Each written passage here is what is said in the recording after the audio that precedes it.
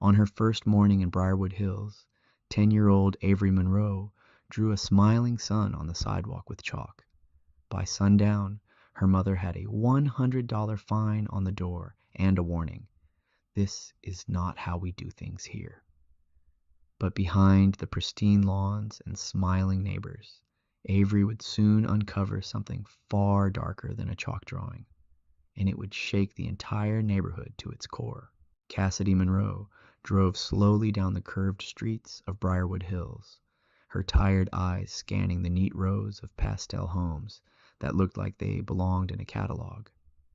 Every mailbox matched, every bush was trimmed with mathematical precision, and every driveway sparkled like it had been scrubbed by hand. In the back seat, her 10-year-old daughter Avery pressed her nose to the window, whispering, "It's like a painting." They had arrived with everything they owned packed into the back of a used Hyundai. Cassidy had worked 2 jobs for 3 years to get here, waitressing at night and cleaning offices during the day. After escaping a toxic marriage and living in cramped rentals, she'd finally scraped together enough to lease a modest 2-bedroom home in this so-called model community. It was a dream, or at least it looked like one.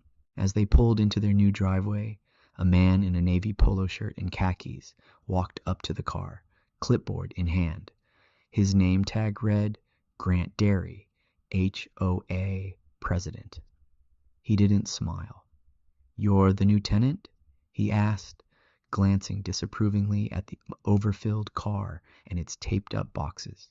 "Yes, Cassidy Monroe," she said, stepping out and offering a hand. He ignored it and instead pointed to the curb. "Trash pickup is every Thursday. Lawn must be trimmed weekly.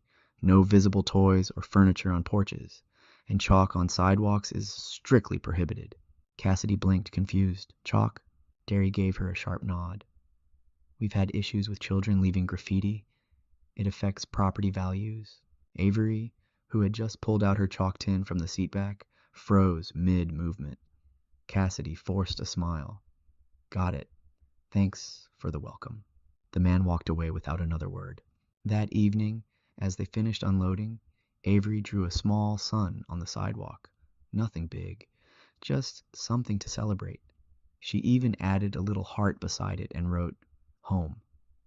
Cassidy noticed but didn't stop her. It felt harmless. But the next morning, a paper was taped to the door. A violation notice. 100 fine, sidewalk markings. Cassidy stared at it in disbelief. The word graffiti in bold red font. Avery stood behind her, confused. "Did I do something wrong?" Cassidy sighed. "No, honey, you did something beautiful." She crumpled the paper and tossed it in the trash. But something in her stomach turned. The welcome was cold. The neighborhood too quiet. People walked by without saying hello. A woman across the street peered out from her curtains, but quickly vanished when Cassidy waved. That evening, as they sat eating sandwiches on the porch steps, Cassidy noticed something odd. The grass in Mr. Derry's yard across the street was uneven and browning, but there was no violation posted on his door. Meanwhile, their neighbor, a young Indian couple with a toddler, were scrubbing their driveway with bleach and looking exhausted. Cassidy leaned over and whispered, "We're going to keep our heads down, okay? Just until we figure this place out." Avery nodded, but her eyes didn't leave the chalk sun. As the sun dipped behind the homes, casting long shadows over the perfect streets, she said softly, "Mom, I think something's wrong with this place." Cassidy smiled weakly and tucked a strand of hair behind Avery's ear. "We're going to be okay." But deep inside, something had already cracked. And the silence of Briarwood Hills had never felt louder. Over the next few days, Avery started to notice things. She had always been observant, something her teachers praised and her mother relied on. But in Briarwood Hills, it became more than curiosity. It became instinct. Something about the neighborhood felt like a stage set. Perfect on the outside, but hollow when you listened closely. The neighbors all smiled, but their eyes looked past you. Lawnmowers hummed on schedule, but no one waved, and the HOA board, especially Mr. Derry, seemed to watch everything. Cassidy tried her best to adjust. She trimmed the grass religiously, brought in packages the moment they arrived, and even scrubbed down the garbage bins after hearing from a neighbor that a smelly bin can get you a write-up. Still, the notices kept coming. One for a garden gnome Avery had placed under the porch. Another for leaving their trash can at the curb for more than 30 minutes after pickup.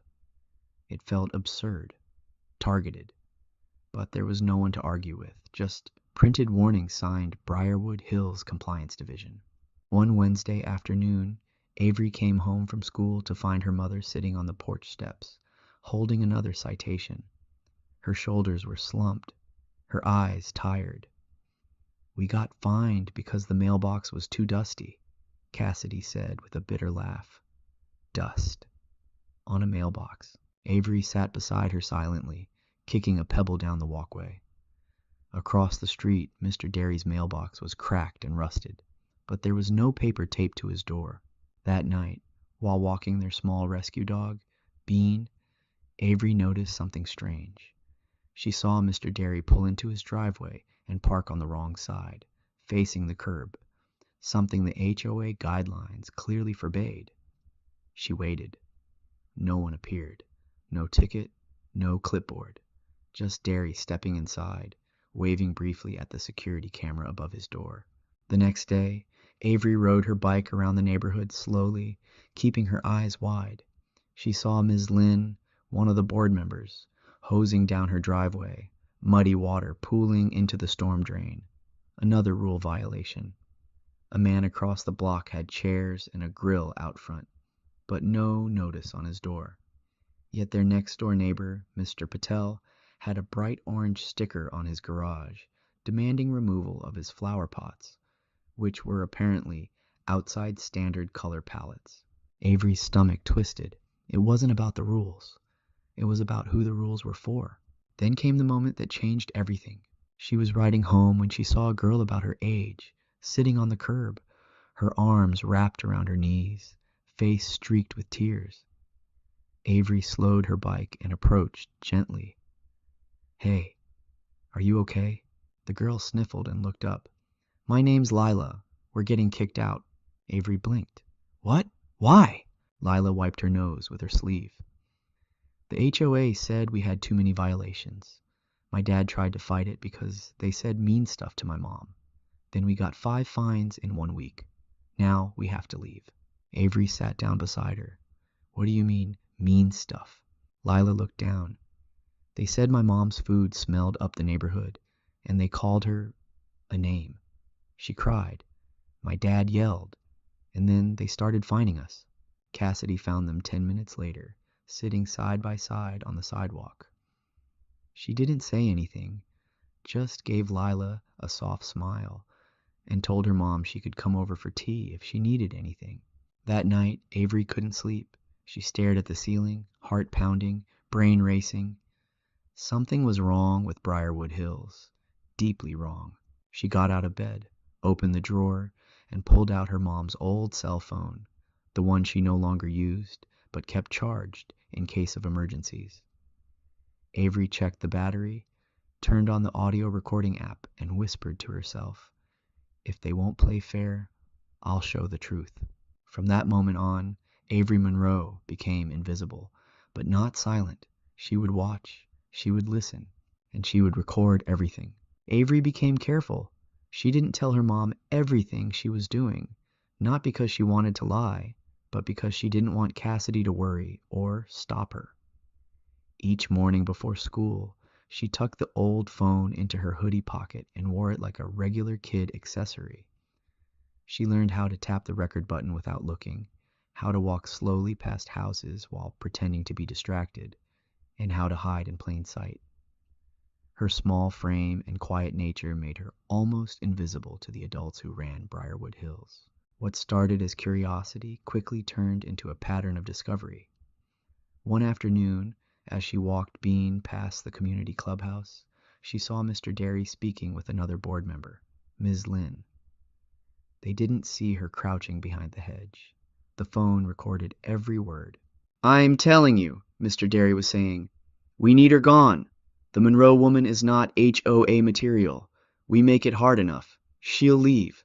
Ms. Lynn snorted. "She doesn't even own the property. Just a lease. They're the easiest to squeeze out." "Exactly," Derry replied. "Single mom, no husband, no real influence. She'll fold. They always do." Avery's hands tightened around the phone. She stayed hidden until they left, her face burning with disbelief. They weren't just enforcing rules. They were targeting her mother, on purpose. That same week, she recorded Ms. Lynn entering a neighbor's backyard uninvited. The woman took photos of their patio furniture, muttering, "Tacky, way too bright for our aesthetic." 2 days later, the homeowners were fined for unapproved exterior decor. Avery noticed the pattern of which families were harassed. They were always different from the board members, different colors, accents, incomes, or family types. One man got a warning for hanging a hammock for his kids. Another woman, who used a wheelchair, was cited for leaving her ramp down too long.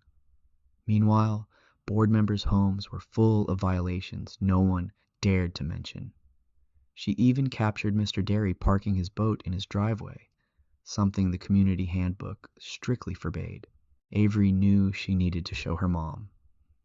One evening, after dinner, she sat at the kitchen table and pulled up the audio files. Cassidy was folding laundry, tired as usual, until Avery said softly, "Mom, I've been recording them." Cassidy paused. "What do you mean?" Avery looked down. "Mr. Derry, Ms. Lynn, the HOA, I have proof they're doing it on purpose, targeting you. Others too." Cassidy sat down slowly. "Avery, what are you talking about?" She played the audio, Derry and Lynn laughing about pushing them out. Cassidy sat stone still, eyes wide, fingers pressing against her lips. When it ended, she looked at her daughter like seeing her for the first time. "You've been doing this alone?" Avery nodded. "Because nobody else is. They're hurting people. Lila's family, Mr. Patel, and us. We can't just sit here." Cassidy reached across the table and held Avery's hand. Her voice trembled. "I don't know whether to ground you or hug you forever." Avery's eyes welled with tears. "I just wanted to help." Cassidy pulled her into a hug, burying her face in her daughter's hair. "You did, baby. You really did." They sat like that for a long time, silent except for the hum of the fridge. Outside, the neighborhood lights flickered on one by one, as calm and fake as ever. Cassidy knew the battle ahead wouldn't be easy. The HOA had lawyers, power, influence. But for the first time in weeks, she didn't feel alone. She had Avery, and Avery had the truth. Cassidy spent the next 2 days reviewing everything Avery had collected. There were hours of audio files, grainy videos taken from behind shrubs and porch railings, and even handwritten notes Avery had made, tracking which families had been fined and for what. The evidence painted a clear, chilling picture. The HOA board wasn't enforcing community guidelines. They were selectively targeting people they didn't want in the neighborhood. And Cassidy realized something even more terrifying. It wasn't just prejudice, it was coordinated, strategic harassment. She printed transcripts and screenshots, labeled each clip, and made copies on flash drives. Then she tried again to confront the HOA directly. She showed up at the monthly board meeting, held in the clubhouse, wearing a simple blue dress and holding a binder of documents under her arm. Avery sat beside her, silent but unafraid. When Cassidy approached the door, she was met by a stern-faced man she didn't recognize. "Name?" he asked. "Cassidy Monroe. I'm a resident." "Are you a property owner?" "I rent," she said, lifting her chin. "Only owners may speak or attend." "I have a child in this community," Cassidy said, her voice steady.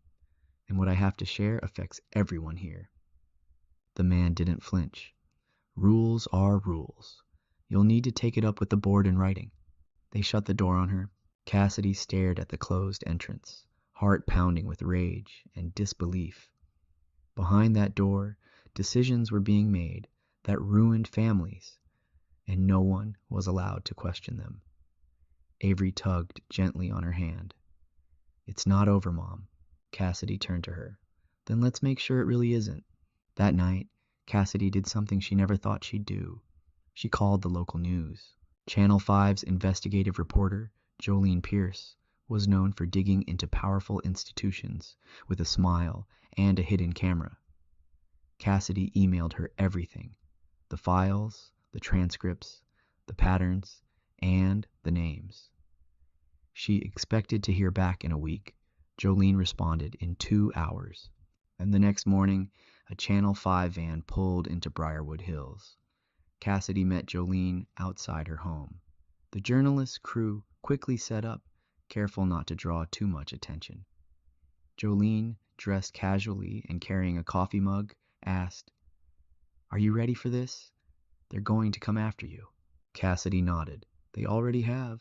By that afternoon, Cassidy returned to the HOA clubhouse, this time with a mic clipped to her collar and a camera crew in tow. She didn't need to be let in. The news cameras bought her a seat. The board was already in session. Mr. Derry was speaking about preserving community values when the doors opened and Cassidy stepped inside, with Avery beside her and the cameras rolling. The murmurs started instantly. Derry's smile faltered. "Excuse me, this is a closed meeting."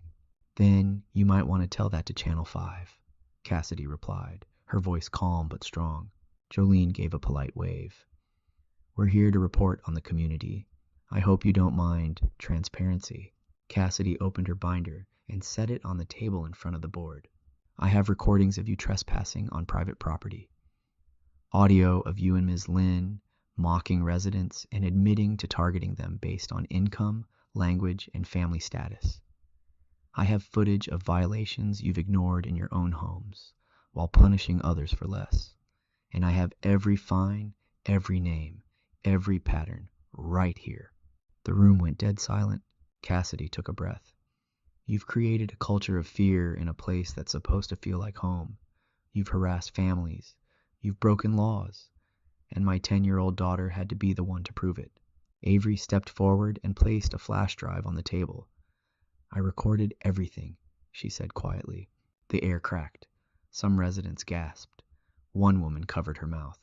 A man in the back stood up and said, "That's my voice. They fined me for a cracked window while Mr. Derry's garage hasn't closed properly in months." Another voice chimed in. "They fined me for my mother's wheelchair ramp." "I thought I was the only one." Derry stammered, face pale. "This is out of context." "No," Jolene cut in. "This is going live at 6 p.m. tonight. The people watching can decide for themselves." The room burst into chaos. Board members whispered. Others got up and walked out. Cassidy stood still, holding Avery's hand tightly, her heart finally steady. Outside, as they walked back home, Cassidy knelt beside her daughter. "You were right. Something was wrong." Avery looked up at her, eyes full of quiet fire. "And now everyone knows." The news report aired at exactly 6:03 p.m. Jolene Pierce stood outside the Briarwood Hills gates as she introduced the segment, calling it "A Hidden War Behind White Picket Fences." What followed was a shocking, methodically organized expose. Cassidy's voice played over footage of HOA board members entering private property, audio of Mr. Derry mocking residents, and clips of Avery's documentation. They even included a map of the neighborhood showing which homes had been fined versus which hadn't, highlighting an unmistakable pattern. Bias wasn't implied. It was proven. Within an hour, Cassidy's phone was buzzing nonstop. Some neighbors called to thank her, quietly admitting they'd been too scared to speak. Others sent angry messages, accusing her of shaming the community. Cassidy ignored them. She had done what needed to be done. Avery, sitting beside her, watched every second of the report without blinking. The fallout began immediately. The mayor's office released a statement the next morning promising a full investigation into potential civil rights violations and misuse of authority within the Briarwood Hills HOA. An independent auditor was assigned to review the HOA's financial records. By the afternoon, an emergency town hall meeting was announced, open to all residents, not just owners. For the first time in years, people felt something shift, and the audit uncovered far more than anyone expected. Over $300,000 in HOA fees had been quietly diverted to a landscaping contractor listed as essential services. That contractor turned out to be Mr. Derry's cousin, a man who had never been seen doing actual landscaping. Another $80,000 had been spent on security consulting, which traced back to a shell company registered to Ms. Lynn's brother. It wasn't just discrimination, it was theft. Organized, deliberate, and hidden behind the HOA's bylaws. Cassidy received a call from a civil rights attorney named Miriam Blanche, who had seen the story and offered her services pro bono. "What you've uncovered isn't just a local scandal," Miriam said. "It's a blueprint for systemic abuse.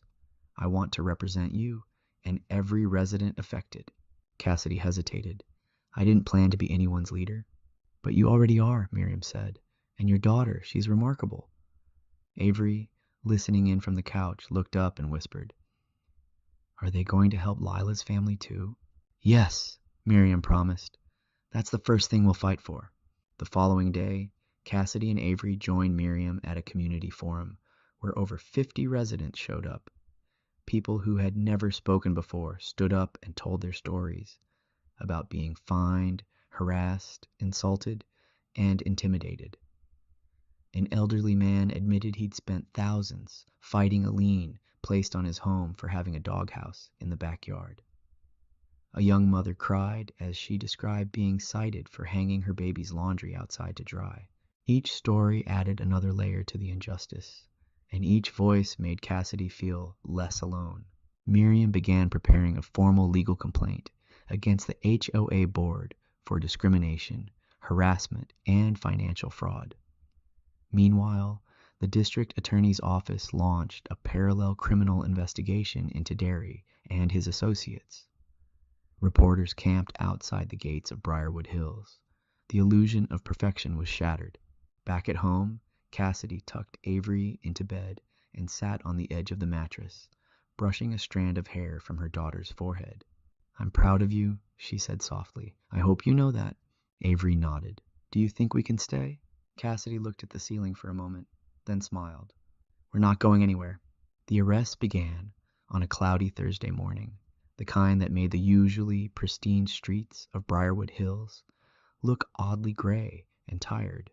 Police cruisers rolled past the decorative gates, drawing curtains open in nearly every window on the block. Avery stood at the living room window in her pajamas, holding a bowl of cereal she had forgotten to eat, eyes wide with anticipation. Outside, officers approached Mr. Derry's house first. He stepped out wearing a robe and slippers, a scowl on his face as if they were simply a nuisance, disrupting his morning. That changed quickly when the handcuffs came out. Neighbors gathered silently, watching from sidewalks and driveways. Derry tried to protest, shouting about misunderstandings and fabricated nonsense. But the moment he saw the cameras, his words faltered. The news vans had returned, and this time, they weren't just interested in the story. They were there for the justice. One by one, board members were taken into custody. Ms. Lynn was caught trying to sneak out her back door. Another member, Mr. Colton, was found shredding documents in his garage. The charges ranged from financial fraud and embezzlement to civil rights violations and unlawful harassment. Cassidy and Avery watched the entire scene unfold with quiet awe. After weeks of fear, silence, and threats, the wall was finally crumbling. That afternoon, the interim HOA council sent out a notice. All fines issued within the past 18 months were to be reviewed, and no new enforcement actions would occur until the investigation was complete. Cassidy received a formal letter apologizing for the undue hardship and distress caused by prior board decisions. Her outstanding fines were dropped. But the fight wasn't over. Miriam encouraged Cassidy to speak at a special community hearing organized by the city council. Cassidy was nervous. Public speaking had never been her strength, but she agreed. When the day arrived, she wore a simple navy dress and stood behind the podium, her hands only slightly shaking. "I moved to Briarwood Hills to give my daughter a better life," she began. "Instead, I found a place where rules were weaponized, where silence was demanded, and where families like mine were pushed to the margins because we didn't look or sound like everyone else." She paused, glancing down at Avery sitting in the front row. "But this isn't just my story. It's the story of Mr. Patel, whose tulips were deemed too bright, of Lila's family, who were evicted after defending themselves, of elderly residents fined into foreclosure, of children who were told their drawings were a threat to property values. All we wanted was home." The room erupted in applause. Some were already crying. In the weeks that followed, the atmosphere in Briarwood Hills began to shift. Without the hostile board in place, people started talking again. Front doors opened. Neighbors introduced themselves for the first time. Cassidy was invited to join the newly formed oversight committee, but she politely declined and instead recommended Mr. Patel and Ms. Sorrell, two residents who had always quietly stood up for others. Avery became something of a local hero. At school, teachers praised her bravery. The mayor presented her with a Community Courage Award at a small ceremony held at City Hall. When asked how she had found the strength to do what she did, she simply replied, "Because my mom taught me right from wrong, and I didn't want anyone else to feel invisible." One evening, as Cassidy closed her laptop after another long day helping Miriam compile more testimonies, she walked into Avery's room and found her daughter drawing with chalk on black construction paper. "I miss doing it outside," Avery said without looking up. "But it's okay. I'll do it again someday." Cassidy smiled, knelt beside her, and said, "You'll draw wherever you want soon. Just wait." She didn't know then, but Cassidy's nonprofit HOA Watch would soon go viral, spreading to hundreds of communities across the country, offering free legal templates, hotlines, and advocacy for families living under oppressive HOAs. The girl who once drew a sun on a sidewalk had sparked something much brighter, and this time no one could erase it. Spring arrived in Briarwood Hills with the soft scent of blossoms and the distant sound of children playing again in the streets. It had been nearly 3 months since the old HOA board was dissolved and the criminal proceedings began. The neighborhood, once cold and pristine like a polished museum, now felt like it was finally breathing. Cassidy stood on her front porch one morning, coffee in hand, watching as Mr. Patel helped Ms. Sorrell plant wildflowers around the community mailbox. Bright purples, yellows, and pinks burst out of the soil, unapologetic and free. Avery rode her bike in wide loops around the cul-de-sac, her chalk tin strapped proudly to the back. No one stopped her. In fact, neighbors often waved or gave her a thumbs up. She had drawn a giant tree in front of the clubhouse the day before, with names of residents written like leaves. "Briarwood Grows Together," she'd titled it, and no one had erased it. Inside their modest home, Cassidy had turned her tiny kitchen table into a command center. HOA Watch had exploded overnight after a local blogger shared their story with a national civil rights group. Emails poured in from all over the country, from Atlanta to San Diego. Families shared stories eerily similar to theirs: surprise fines, harassment for minor violations, intimidation tactics. Cassidy worked late into the night, answering questions, connecting people with legal resources, and posting guides that she and Miriam created together. Though she never expected to become a voice for anything, Cassidy found purpose in helping others feel seen. She remembered the helplessness of those early days, how it felt to be silenced, ignored, and surrounded by walls she couldn't push down.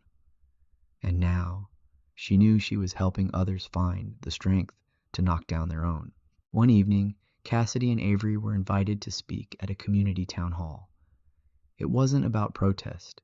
It was about rebuilding.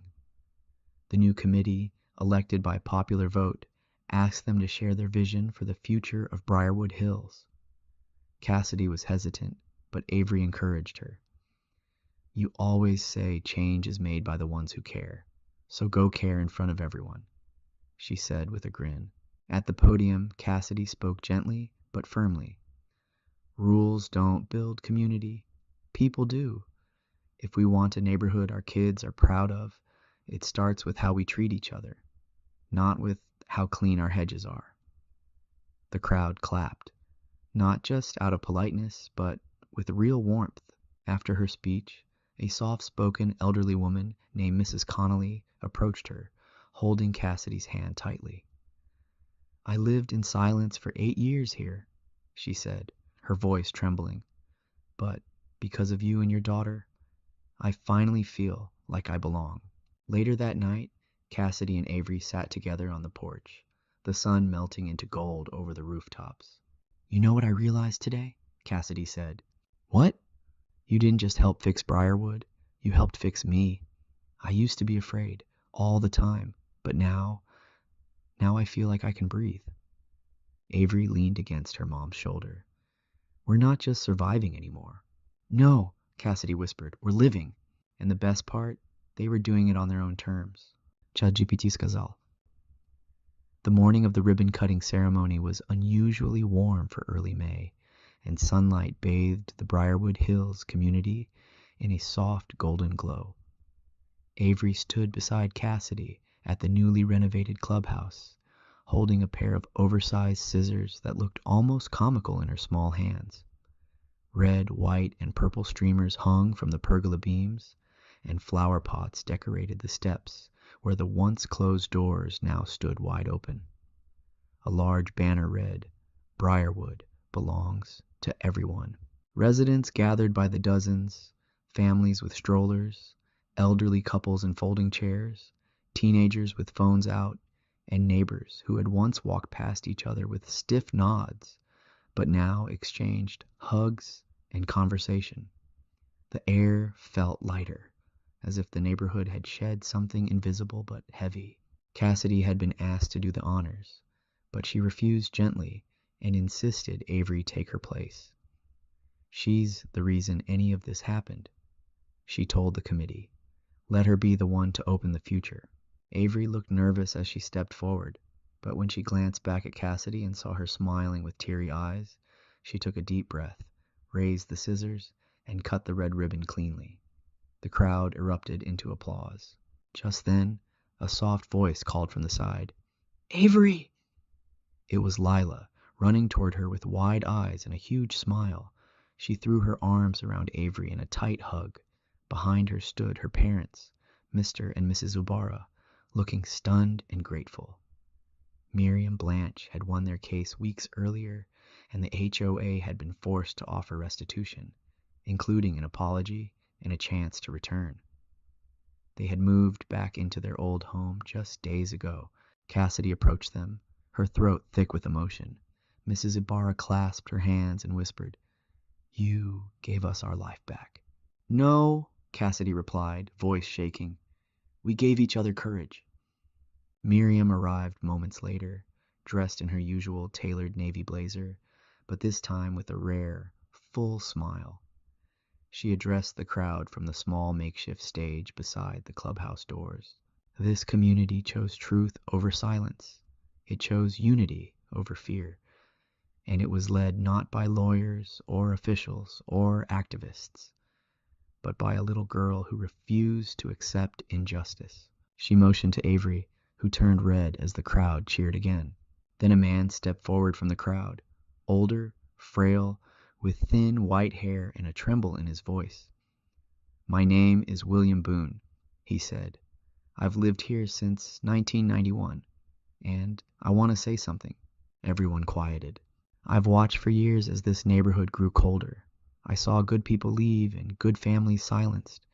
I didn't speak. I didn't stand up. But then, this little girl did."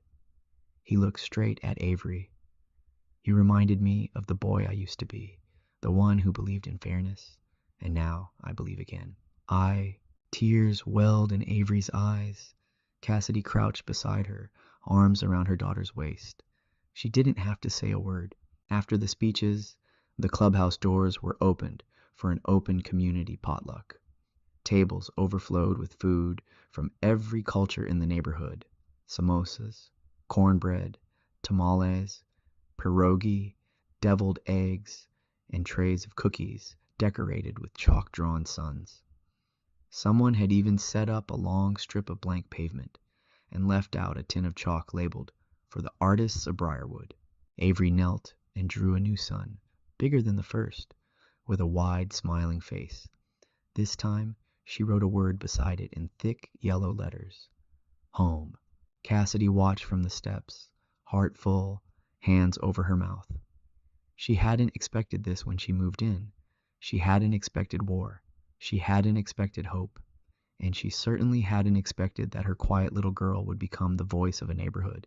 But she did. And in doing so, Avery Monroe hadn't just exposed the darkest secrets of Briarwood Hills. She lit the way forward. In my view, the ending of this story is not just satisfying. It's powerful because it reflects how real change often begins in the smallest, quietest moments. A single child with a sense of right and wrong, a mother pushed past her breaking point, and a neighborhood that forgot what community truly means. All of it converged to create a transformation far greater than anyone could have predicted. What moves me most is how Avery didn't seek to be a hero. She just refused to look away. Her innocence wasn't weakness. It was strength untainted by fear or compromise. And Cassidy, despite exhaustion and self-doubt, chose to trust her daughter's instincts and amplify her courage. That's what made the difference. The happy ending here isn't just justice served or fines forgiven. It's the rebirth of a community that now sees one another. And that, I believe, is the most shocking and beautiful outcome of all.